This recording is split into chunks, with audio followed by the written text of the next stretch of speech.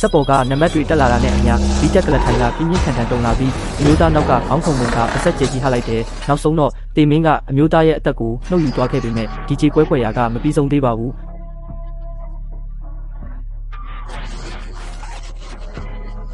တာဝန်ကျဆရာဝန်ကထူးဆန်းတာတစ်ခုကိုတတိထားမိတဲ့အခန်းထဲကတတုပစ္စည်းတွေအားလုံးတစ်ဖက်ထဲကိုရွှေ့နေတာကိုသူမတွေ့လိုက်ရပြီးနွားဆက်ကပိတ်မသွားပဲလက်ပတ်နေတော့မဲလို့ကောက်ချက်ချလိုက်တာကြောင့်ချက်ချင်းပဲပြေးသွားပြီးစစ်ဆေးဖို့ကြိုးစားတယ်ဒီအချိန်မှာတော့အမျိုးသားရဲ့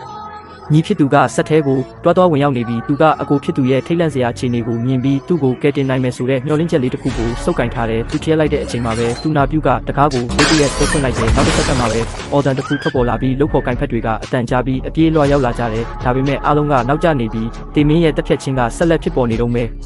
အဲ့ဒီမနက်မှာလီနာညီမလေးကအပြေးလေးကျင့်ဖို့ထွက်သွားရင်အမိုက်ပုံးထဲကိုမတော်တဆပြုတ်ကျပြီးအမိုက်ကားထဲကိုဓာတ်ရိုက်ပစ်ထည့်ခံလိုက်ရတယ်လီနာကအချိန်မီအမိုက်ကားပေါ်တက်ပြီးညီမလေးရဲ့လက်ကိုစုပ်ကင်ထားပေမဲ့သူမဆွဲထုတ်ဖို့ကြိုးစားနေတော့ညီကိုနှစ်ယောက်ကအမိုက်ကားကိုရက်လိုက်တာကြောင့်ကားရက်သွားတဲ့အချိန်မှာသူမရဲ့ညီမလေးကနောက်တစ်ခါထပ်ပြုတ်ကျသွားပြန်တယ်အဲ့ဒီလိုနဲ့နောက်ထပ်ကြေကွဲစရာတစ်ခုဖြစ်ပျက်ပြန်တယ်ဒီမတော်တဆမှုတွေဆက်တိုက်ဖြစ်တာကြောင့်လီနာတယောက်သူ့မိသားစုကိုတေမင်းကချိန်စားတိုက်ထားတာကိုသဘောပေါက်သွားတယ်ဒီကျင်းစာကိုဖြည့်ဖို့အတွက်အဖွားထားခဲ့တဲ့ဒိုင်ယာရီကိုဖွင့်ပြီးအထဲမှာတဲလုံစာတွေရှာဖွေဖို့မျှော်လင့်နေတယ်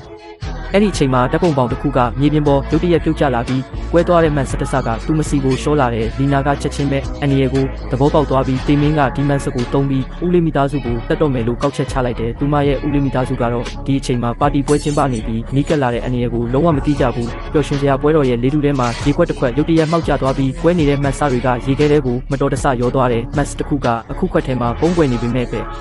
သူမသတိမထားမိကြဘူးဒီကြေကွဲဖွယ်ရာကိုတားဆီးဖို့လီနာကချက်ချင်းပဲဦးလေးအိမ်ကိုကားမောင်းသွားတယ်သူမဥယျာဉ်ထဲရောက်တဲ့အခါကြောက်စရာကောင်းတဲ့အရာကဖြစ်ပြီးနေပြီ